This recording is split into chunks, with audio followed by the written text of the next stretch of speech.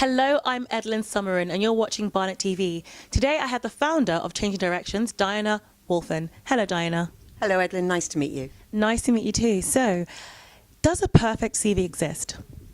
I wish the perfect CV did exist, but in truth, I don't think it does.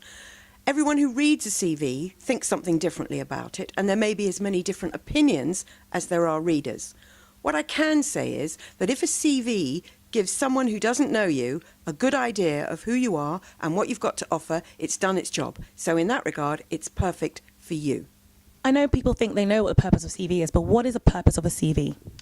The idea of a CV is not to get you a job, it's to get you an interview. So it's you're laying out at the very beginning what you've got to offer somebody, and as a result of reading your CV, they're going to give you an interview. So it's designed for a preliminary look at who you are and what you can do. So does one CV fit all? In truth, the answer to that is no. I've created something called my big fat CV, and I think that if someone is job seeking, what they should do is create a Word document that doesn't go anywhere, they don't send it anywhere, and in my big fat CV they put everything about themselves that's true on any given day.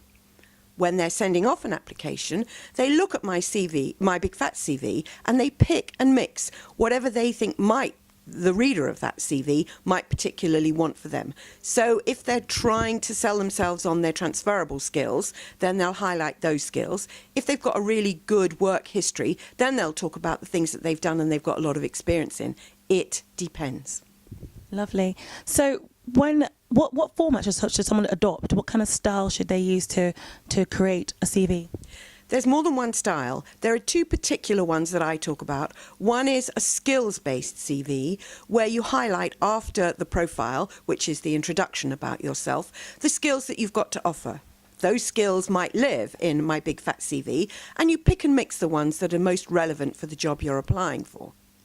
The other option is a chronological CV, where you start after the profile not with your skills, but with your work history. That's more relevant for you if you've got a continuous work history, and particularly if you don't have any gaps in your working life. So if you're someone who's been at home with your kids, who's been travelling, or who's got an erratic work history, I would think that a skills-based CV might work better for you. Could you go into a bit more detail about the gaps, how to deal with gaps in your CV? So try very hard not to leave any time unaccounted for.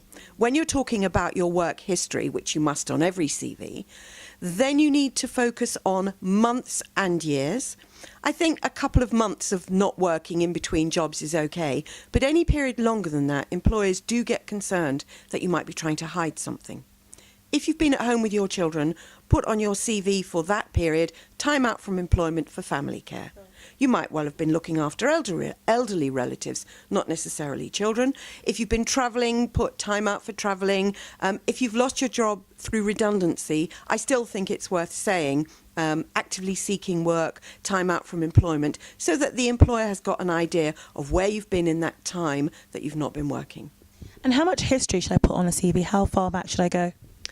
Now we're in 2017, I would have thought maybe go back 10 years, possibly to 2005 even, but it does depend on your circumstances. If you're a young person who doesn't have a lot of work history, then you have to go back till the time that you left school or full-time education. If you're someone a bit older, let's say over 40 or 45, then maybe what you've been doing in 1995 is not really so relevant. But if you are trying to sell yourself on skills gained in the workplace at that time, they do need to make an appearance. So you might need to say prior to 2005, various jobs in admin using similar skills. So the reader has an idea of what you were doing. Lovely, thank you. So could you give us your 5 top tips on creating the relevant CV? 5 top tips. Well, I would say, first of all, no spelling mistakes. There should be no typos. So a very good idea is to get someone else to read it for you. When I read something I've written myself, I see what I expect to see, not necessarily what's there. When someone else is reading it, they're seeing what you've actually written. Definitely don't lie on your CV. Don't put anything on it that you can't justify in an interview. If someone looks at your CV and wants to give you an interview, it's because they like you. So they expect you to be the person that you said you are. Your CV should be not more than 2 pages long. If you're young and you don't have a lot of work history, you might get away with 1 page, but definitely not more than 2. Don't have any gaps that are unaccounted for. We've talked already about how to account for gaps in a way that doesn't make it look bad. And finally, my final top tip is write it yourself. Even though I do help people, I guide them, I tell them what should go on it, all sorts of things, ultimately it needs to be in your own words. Lovely. So how can viewers find out more about you, and what services do you offer? I do one-to-one coaching. I help people who are looking for new jobs. I do workshops. I give talks. I've got a website, changingdirection.com. So that's the perfect place to make contact with me. All my details are there. And that's it. You're watching Employment and Employability with Diana Wolfin. Thank you very much, and I'm Edlyn Summerin.